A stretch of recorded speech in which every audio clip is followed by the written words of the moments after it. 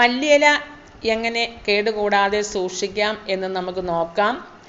നല്ല ഫ്രഷ് ആയിട്ടുള്ള മല്ലിയിലയാണ്. നമ്മൾക്ക് കടകളിൽ നിന്നും ഇത് നമുക്ക് നല്ല ഫ്രഷ് ആയിട്ടുള്ള മല്ലിയില വാങ്ങിക്കാം. ഇപ്പം ഞാൻ വാങ്ങിച്ചപ്പോൾ കുറച്ച് വാടിയ മല്ലിയിലയായിരുന്നു. എന്നാലും കുഴപ്പമില്ല. ഇതും നമ്മൾക്ക് ഒരു മാസം വരെ എങ്ങനെ സൂക്ഷിക്കാം എന്ന് നോക്കാം.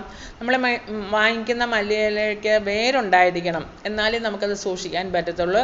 അതിൻ്റെ വേര് നമുക്ക് നന്നായിട്ട് അതിൻ്റെ ചെളിയൊക്കെ ഒന്ന് കഴുകി കളഞ്ഞിട്ട് നമ്മൾക്ക് ഇതുപോലൊരു കുപ്പി എടുക്കാം. ആ കുപ്പി ഇതുപോലെ മുറിച്ചിട്ട് അതിൻ്റെ അടിഭാഗം നമുക്ക് എടുക്കാം. അതിനകത്തേക്ക് ഒരു 3/4 ഭാഗത്തോളം വെള്ളം നിറയ്ക്കാം.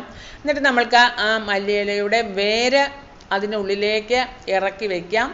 എന്നിട്ട് നമ്മൾക്ക് ഇടയ്ക്കിടയ്ക്ക് ഒരാഴ്ച കൂടുമ്പോൾ വെള്ളം മാറിക്കൊടുക്കണം കേട്ടോ. നമ്മൾക്ക് ഒരു മാസത്തോളം നമുക്ക് ചെടിയിൽ നിന്ന് കിള്ളിയെടുക്കും പോലെ നമുക്ക് മല്ലിയില എടുത്ത് കറികൾക്കൊക്കെ ഉപയോഗിക്കാം. ഇഷ്ടപ്പെട്ടോ നിങ്ങൾക്ക് ആ വീഡിയോ? ഇഷ്ടപ്പെട്ടെങ്കിൽ സബ്സ്ക്രൈബ് ചെയ്യണം കേട്ടോ. Okay, bye bye.